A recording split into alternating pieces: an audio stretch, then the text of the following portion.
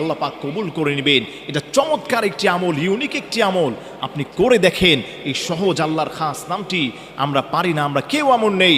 আল্লাহর সেই খাস নামটি হলো আনতাল মান্নান, ইয়া মান্নানু। আপনি এভাবেও পড়তে পারেন, ইয়া মান্নানু, হে অনুগ্রহ দাতা, আনতাল মান্নান, তুমি অনুগ্রহ দাতা। আপনি এভাবেও পড়তে পারেন। মান্নান শব্দের অর্থ হচ্ছে অনুগ্রহদাতা।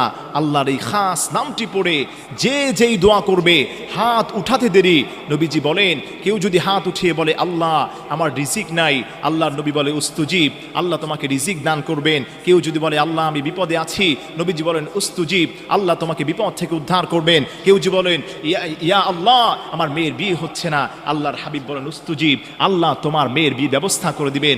সর্বোপরি মুহাদ্দিসিনে কেরাম ব্যাখ্যা করেছেন, এই নামের মধ্যে আল্লাহর ইসমে আজম রয়েছে। যারা আল্লাহর এই খাস নামটি ধরে মোনাজাতের সময় বলবে ইয়া মান্নানু